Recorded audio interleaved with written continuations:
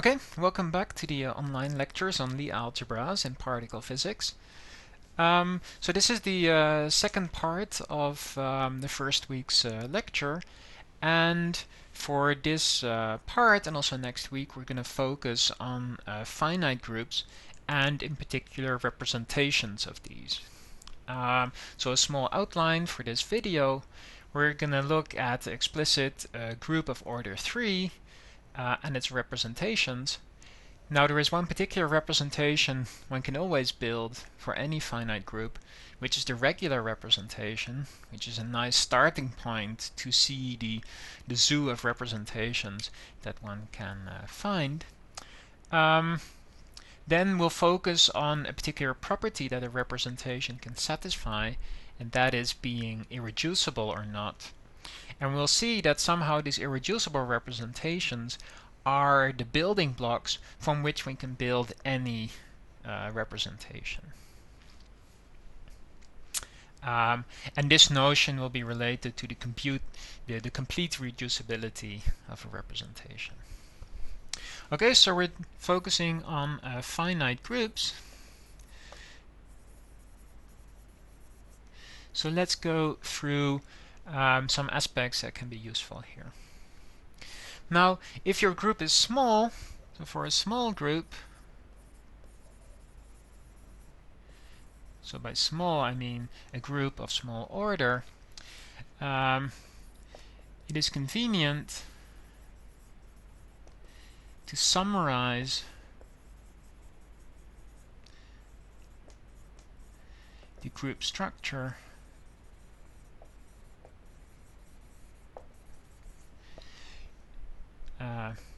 in a Cayley table.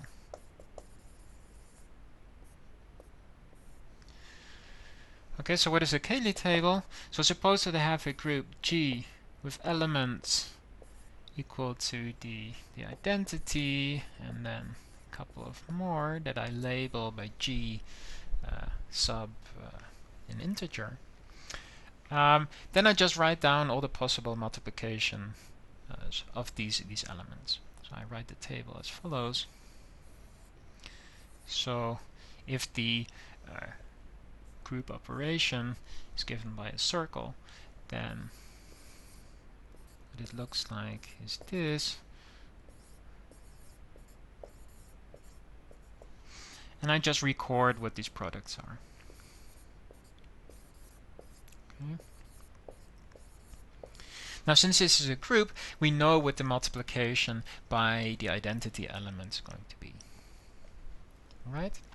But more generally, here I would get the product of G1 with itself, G1 with G2, G2 with G1, etc. So what can one read off from this table? Well, some properties, or the axioms of the group, are directly visible here.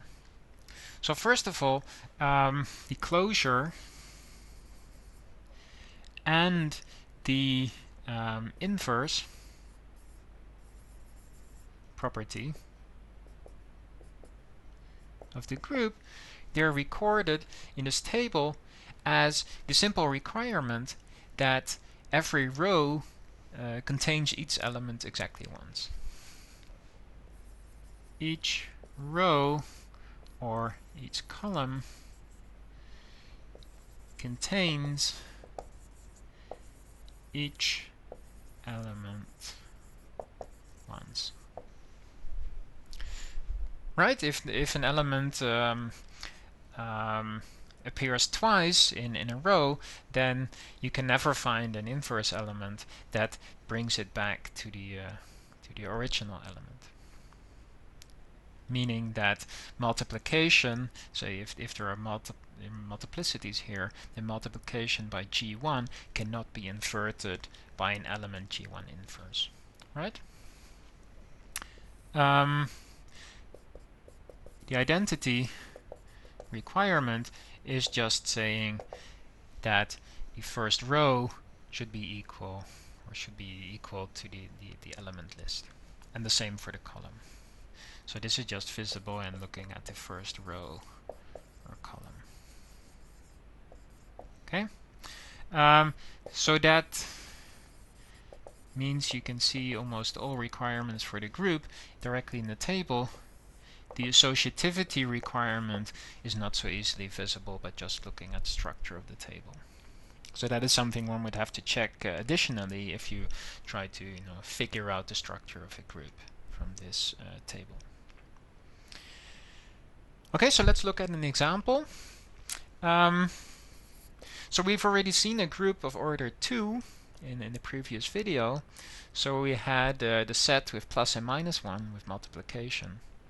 So let's now look for a group with order 3 using this Cayley table. A group of order 3, assuming it exists, right? So we're just going to fill in the table. So suppose that my elements are now G equal to E, A, and B. Since we know that we need at least one identity, or exactly one identity element. Okay, so what does this table look like? I have E, A, B, E, A, B. Now by the identity requirement, we already know the first row, the first column. So we only really have to fill in these remaining 4 places to completely determine the group structure. And from here on, it's nothing more than a Sudoku for the aficionados of Sudokus. We have to satisfy this first property that each row and column contains each element exactly once. And if you look carefully, there's really only one way to complete this table, right? So let's see. We can ask where we have to put the B in this row. It cannot be here, so we'll have to put it here. Then we need the identity to appear somewhere in this row, so it has to appear here. Then we'll also need the identity in this column, and then we can only complete it by put the A here. So this means that there is a unique group of order 3. So when I say unique group, I of course mean a unique abstract group. Any other group of order 3 I would write down, it would have the same Cayley table, meaning that it would be isomorphic to this particular group by just relabeling the elements. And one can certainly check easily here that the associativity property is satisfied for this particular Cayley table. Okay.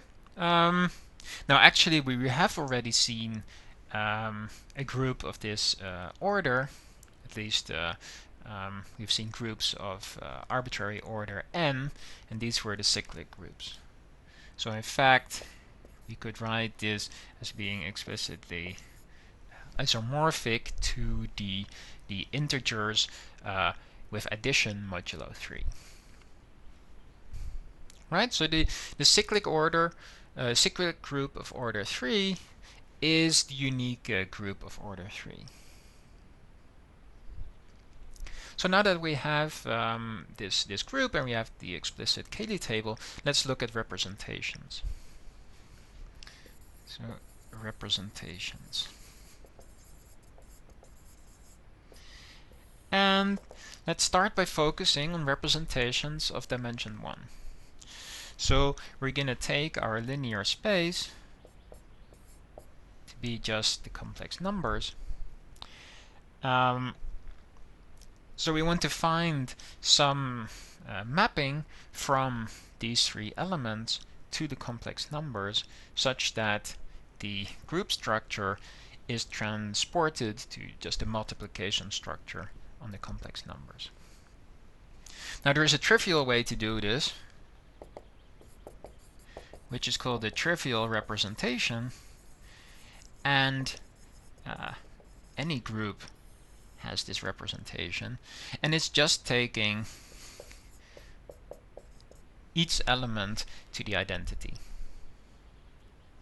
equal to, or each element equal to 1. So clearly this satisfies the requirement for a representation.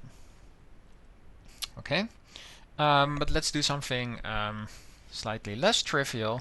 We've already seen that for the cyclic group of order 3, one could also write it as the third roots of unity with the multiplication. So that means that that also gives rise to a representation of Z3, and it's the following. So we can also do a non-trivial one, non-trivial rep, where, okay, let's see, so we want to send them to some complex number.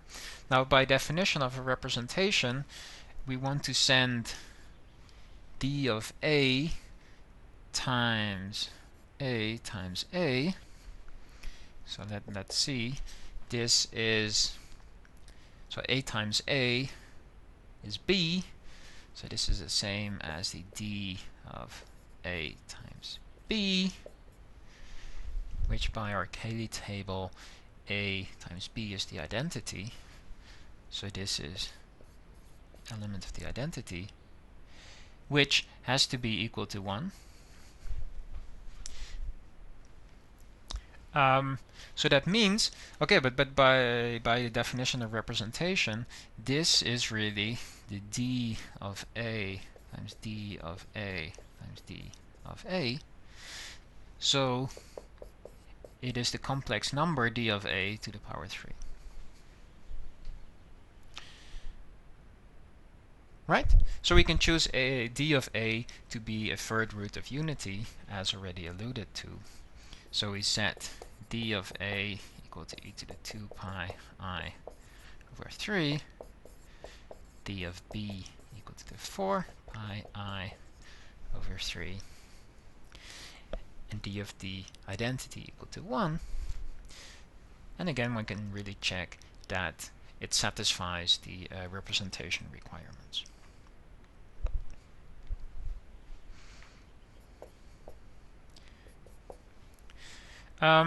So this is a trivial representation, so we can denote this, say, by a subscript, it's d-trivial.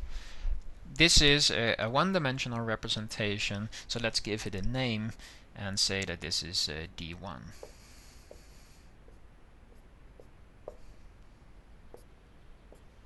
Okay? And a natural question now to ask is whether there are higher dimensional representations.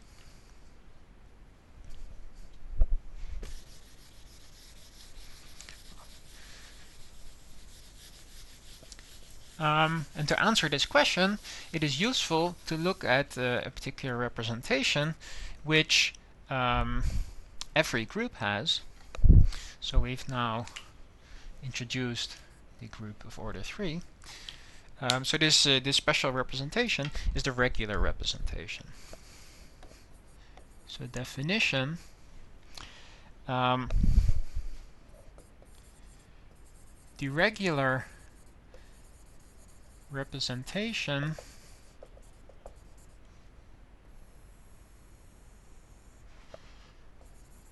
of let's say D of a group G with elements G1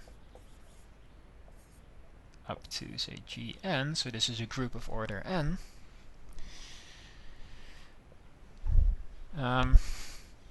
It is a representation that acts on a linear space that is spanned by these group elements. Acts on the linear space spanned by the group elements.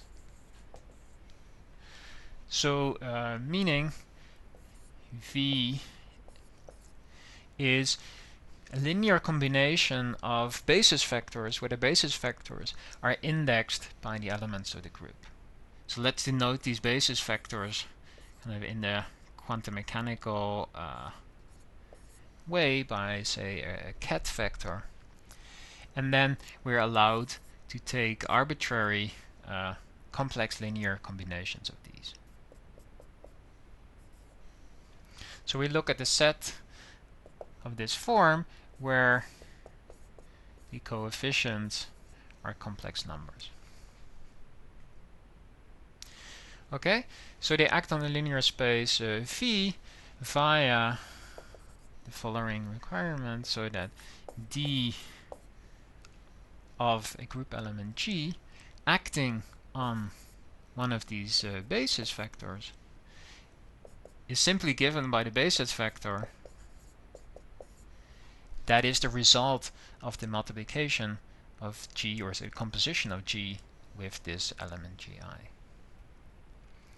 So this tells us how the linear map D of G acts on the basis vectors, and then clearly it gives a linear map on this full linear space V by taking linear combinations. Right, so in general, D of G acting on a vector like this is going to be the vector lambda I G Gi.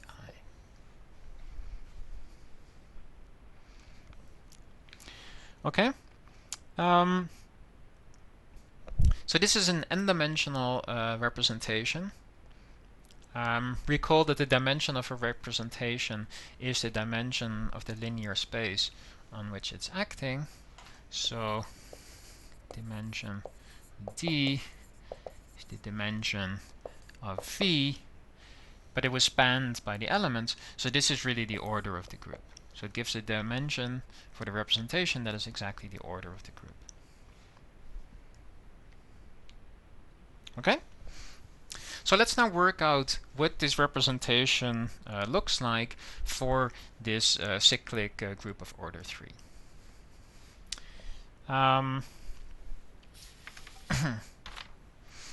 So to do this, we write the elements of this group as G1, G2, G3, just to fix the indices. So G1 is the identity, G2 is A, and G3 is B.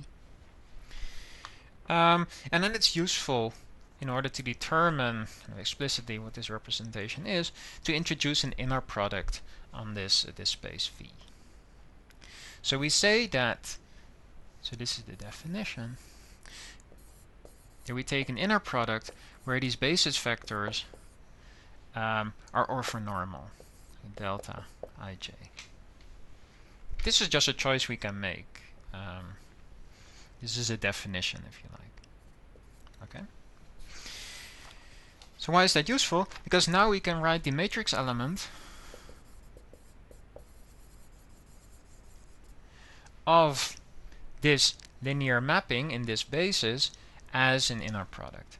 So we can write that the Tg ij is the matrix element computed using this inner product. So we're looking at this combination. And given the definition of the regular representation, we can now completely determine what these matrix elements look like. Right? Because this is, by definition of the regular representation, the inner product of Gi with the composition of G with Gj. And we know from the Cayley table exactly what these compositions are. So explicitly, what we get, let me write it down here, that the identity is mapped to a matrix, which is just the identity matrix, as you would expect. And that is because, okay, if this is the identity, then I just get a Gj here, and the inner product of Gi with Gj was the identity matrix. Agreed? So how about D of A? So it's going to be a 3 by 3 matrix again. So to determine the first column here, we have to determine what the result is of D of A acting on this vector 1, 0, 0. But with respect to this basis, this vector is just D of A acting on the identity, which by definition of the regular representation is this. So it's A. And A in this basis is just 0, 1, 0. So the first column of this matrix is going to be 0, 1, 0. So the second column you can determine in the same way, 0, 0, 1, and then 1, 0, 0. Similarly, you can determine the matrix corresponding to B, again by looking at how this matrix D of B acts on these basis vectors, and you'll find that it's given by 0, 1, 0, 0, 0, 1, 1, 0, 0. Okay.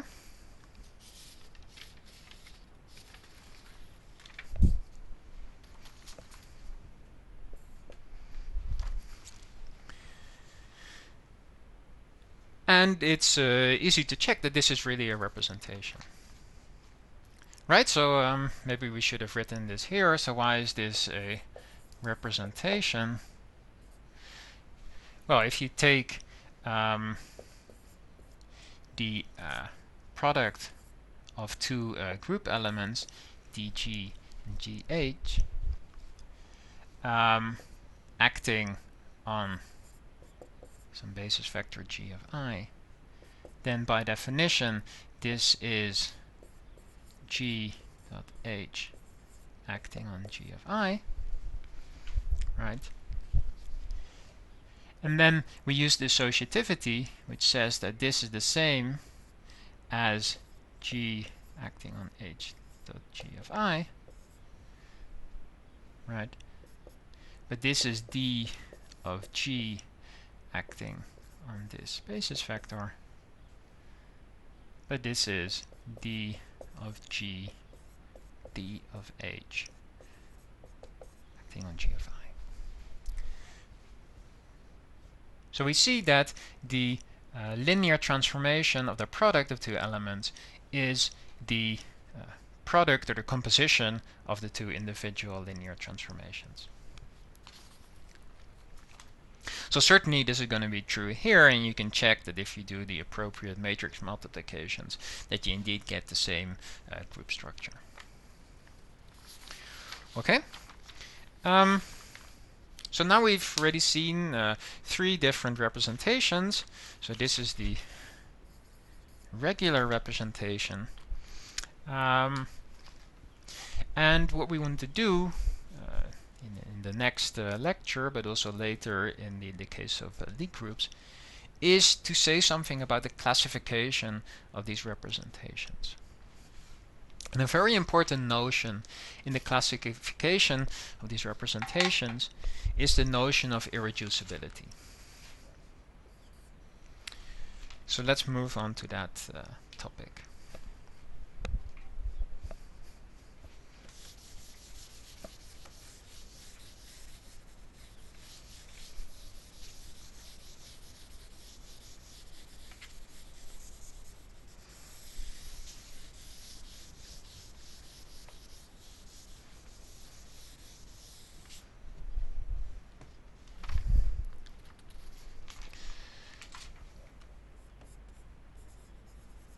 So irreducible representations of a group.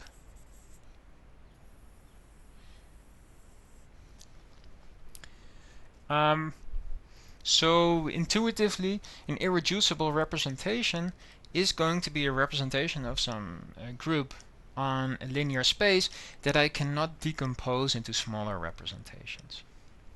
So I have to make clear what it means for a representation not to decompose into smaller ones. And we need a couple of definitions there. So let's start. So the definition is that of an invariant, let me write this a bit more clearly, an invariant subspace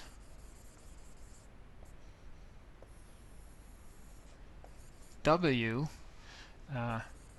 of a representation D on some vector space V. It is a linear subspace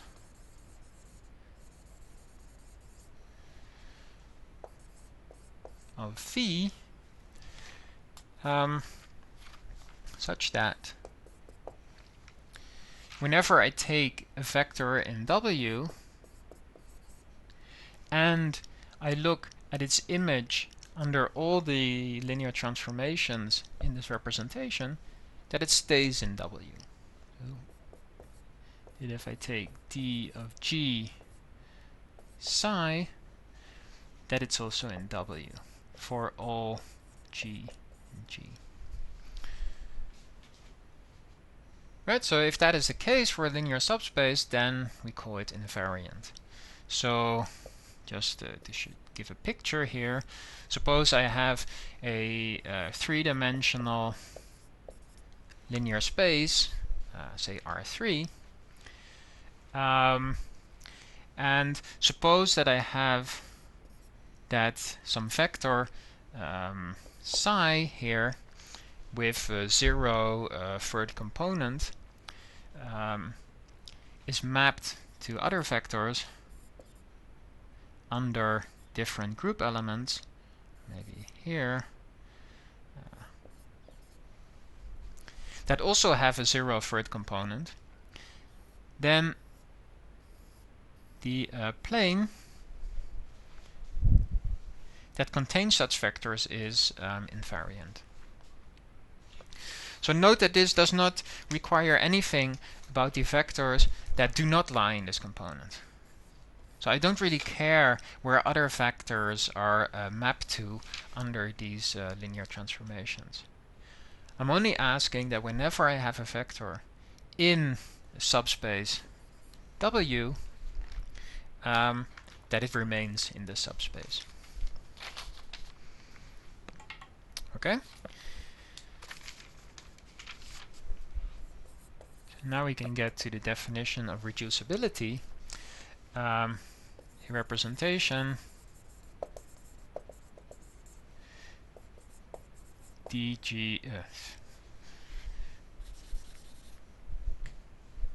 representation D is reducible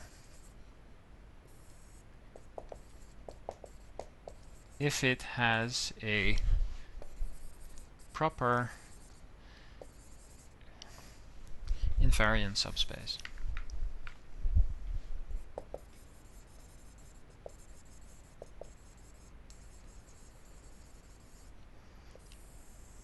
So what do I mean by proper? Proper means that, okay, the W, it's a subspace of V, but that is not the full linear space, because trivially that is going to be invariant. Linear transformation can hardly map a vector in V outside of this vector space V. But also I'm going to restrict it not to be the trivial vector space, or the trivial subspace that contains just the 0 element. So this is the 0-dimensional vector space, it's a well-defined vector space, and also it's trivially invariant, because whenever I act with a linear transformation on the 0 vector, it's going to be 0. But if there is any other vector space that is invariant under this representation, then the representation is called reducible. Okay? And irreducible otherwise. Irreducible otherwise.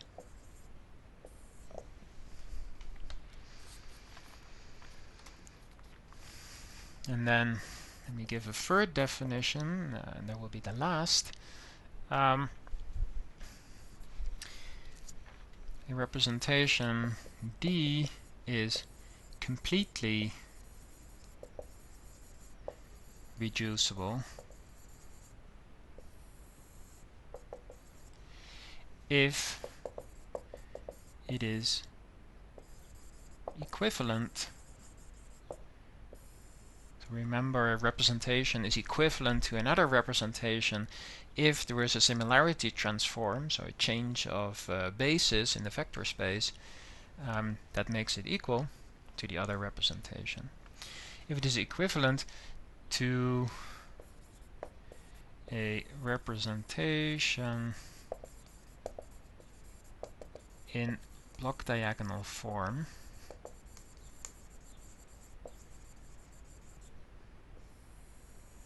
so d prime of G is of this form, so it's d1 G d2. So it may have something like m blocks, and zeros away from these blocks. Where the blocks are themselves irreducible, where di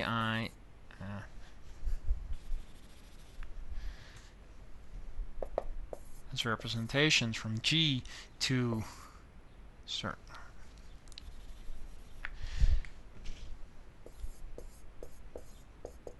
on smaller vector spaces Vi are irreducible.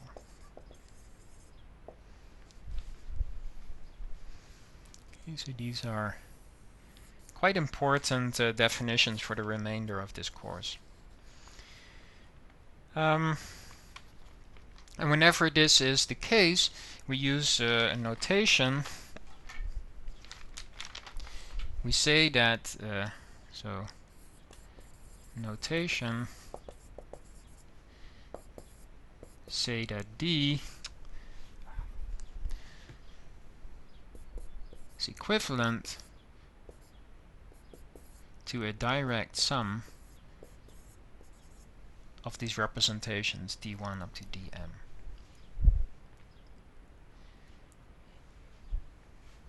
So this is typical linear algebra notation. So whenever you have, say, a couple of matrices and you take the direct sum of these matrices, that is saying that we put them in a block diagonal form. So notice also here that the dimension of this representation D is then going to be the sum over I is 1 up to m of the dimensions of the smaller blocks. So this is really a decomposition of a larger representation into smaller representations.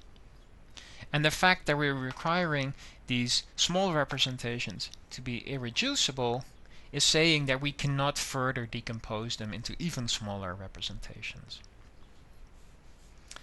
So one can also think of this as like the analog of the prime decomposition of the integers, which says that, okay, I can reduce an integer by writing it as the product of two smaller integers, and I can continue making these factors smaller and smaller until I run into a product of just primes.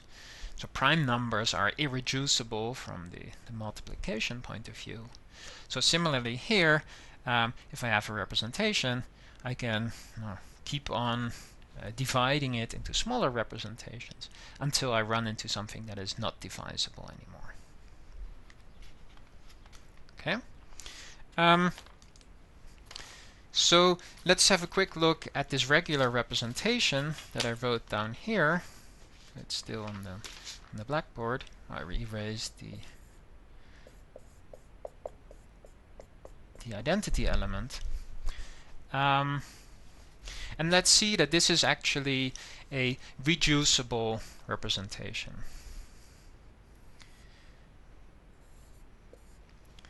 And to see this, we notice that if you act with this representation,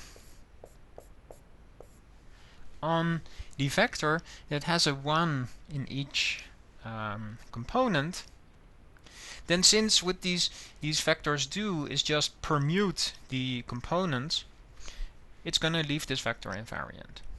Right? So this is going to be equal to 1, 1, 1 for any element G, and in fact this is true for the regular representation of any group. So I'll always have this vector with equal components, and since it's invariant under all these matrices, it is spanning an invariant subspace. So this means that W, which is just the linear combinations of, or the linear multiples of this vector, say complex linear multiples, is invariant. So it's not just that these vectors stay in this one-dimensional linear subspace, they're actually completely independent of, they're completely fixed by these transformations. Okay, so this regular representation is not irreducible, so one may expect that perhaps it decomposes into smaller ones. So let's see whether it decomposes. So you would like to write these three matrices now as something that is block diagonal. Now, something that you could notice is that actually these matrices commute with each other. In fact, the group that I wrote down, so the Z3 is an abelian. C3 is abelian, in particular the Cayley table that I already erased was symmetric. So that means that these matrices have to commute, right? Because the product of two regular representation matrices was related to the commutator, or sorry, the product of their elements, but since their order is doesn't matter when I take the product, the order of the matrix multiplication should also not matter. So these are commuting matrices, so I should be able to diagonalize them simultaneously. And if I can diagonalize all of them, then it's certainly of this completely reduced form, where these blocks are just one by one matrices. They're just complex numbers. So indeed, I can diagonalize them, and the exact matrix I have to use to do this is 1 over square root of 3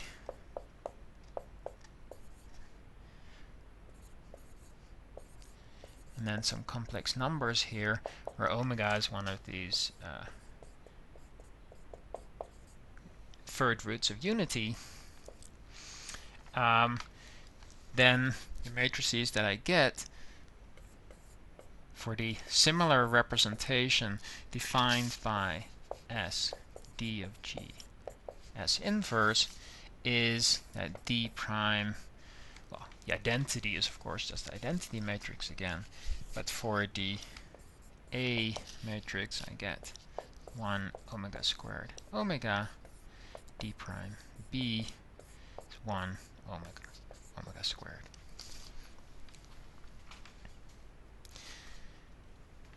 So this means that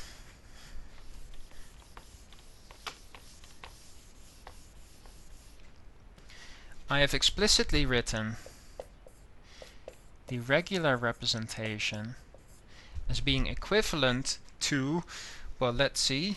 So in the top left corner, so that's the first block, I have 1, 1, 1. So that is just a trivial representation. So I found a trivial representation in there. Then I look at the second value on the diagonal. I get an omega squared and 1. But that was exactly like this non-trivial one-dimensional representation that I'd seen before. So I call that one D1. And if I look at the third entry, it is pretty much the same as D1. Well, actually up to a complex conjugate. So I found this explicit, complete reduction of the regular representation into irreducible representations. Well, I say irreducible. Why? Well, because these are one-dimensional representations. And one-dimensional representations are always irreducible. Why? Well, because if they were reducible, I would be able to find an invariant subspace. But by definition, an invariant subspace cannot be the full space and also not zero. Well, in one dimensions, these are the only two subspaces that there are. Okay, so these are all irreducible components. Okay.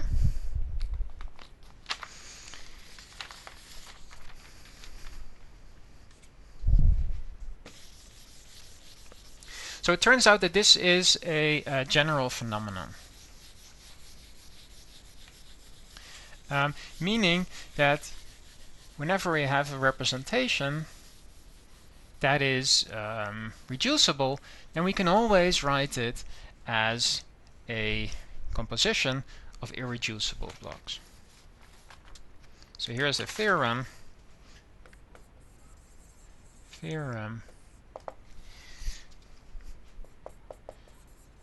Every finite dimensional representation of a finite group is completely reducible. So this is really the analog of the fundamental theorem of number theory, if you like, that every integer can be uniquely written as a multiplication of prime numbers. So there's a unique prime decomposition. Here I claim that every representation has a unique irreducible decomposition. And in order to prove this, we'll actually need some results that you're going to prove in the exercises. So we need the following. First theorem that you're going to prove is that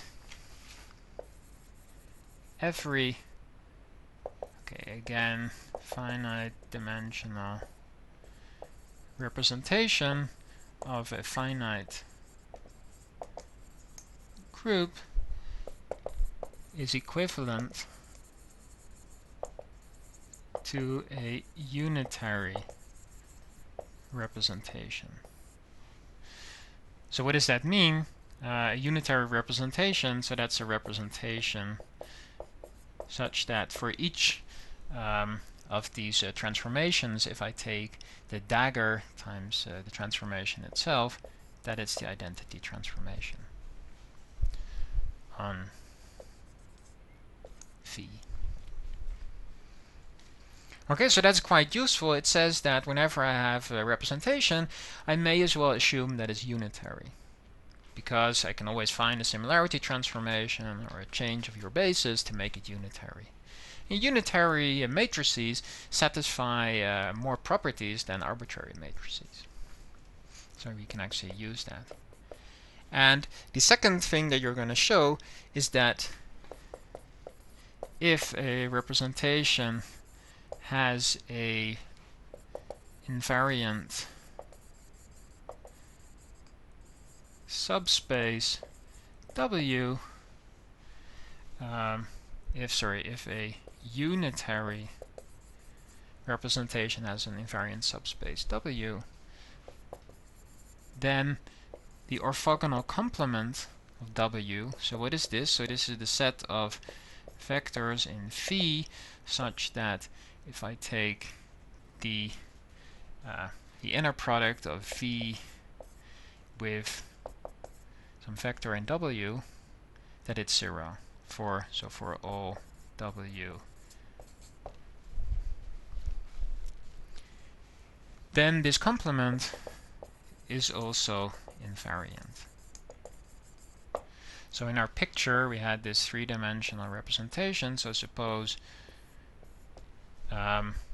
my first two coordinates span an invariant subspace W, and my representation is unitary, then the orthogonal complement, which is going to be here the z-axis, has to be invariant as well.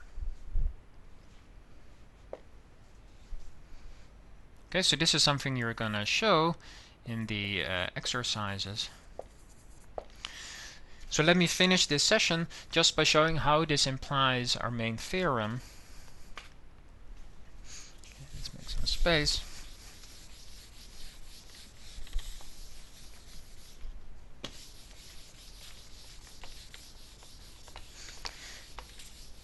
Now, you're going to do most of the work. So I only have to fill in the simple part. So proof of the main theorem. So let D be a representation of V, be a rep, and assume it is unitary. So why can we assume it's unitary? Well, by this theorem that you're going to prove, it is certainly equivalent to unitary representation. And really, to show that something is completely reducible, we only have to show that it's equivalent to something else. So we can assume that it's unitary without loss of generality, like the mathematicians would like to say. Okay. Now there are two options. Either this representation is irreducible. Oh, but wait, then we're done, right?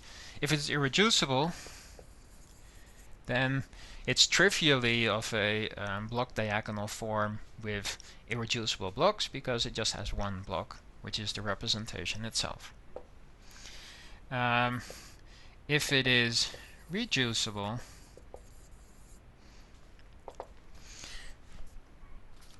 then it has an invariant subspace.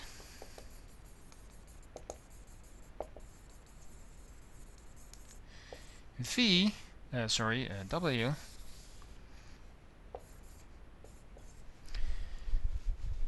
But since it's unitary, you're going to prove that its orthogonal complement is invariant as well.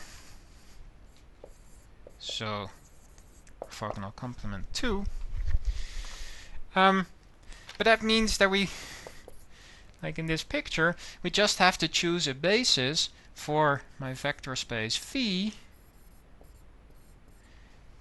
such that these basis elements all lie either in W or in the orthogonal complement of W. Choose a basis or a similarity transform such that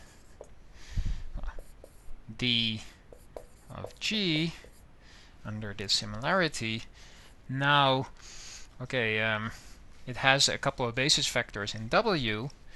By definition of W being invariant subspace, they will be mapped to other linear combinations of these basis vectors that are in W. So that means that in this basis, this matrix element is going to look like something like this, where these are really the components in W, and they will have 0 components in the complement. Now similarly, if I look at vectors, basis vectors in W perpendicular, they're going to stay there. So here I'll get another block, D2 of G. Right? So what we've shown now is that a reducible representation of this form decomposes into a direct sum of smaller representations. So these will have dimensions that are strictly smaller than that of D. So now we're essentially done, because if D1 or D2 is still reducible, that is still possible, that within W or W perpendicular, one can find some further invariant subspaces, then we just iterate this argument to decompose it further. And certainly this decomposition is going to stop because I'm reducing the dimension every time that I decompose. And whenever I hit a representation of dimension 1, then I know that it's irreducible. Okay, so this is the proof of this main theorem. And it's quite nice because it means that if we want to classify representations of finite groups, that we only have to focus on irreducible representations. Because then all other representations can be built from the irreducible ones by taking these direct sums, taking arbitrary direct sums of irreducible representations. Okay, so that's it for this week. Good luck with the exercises.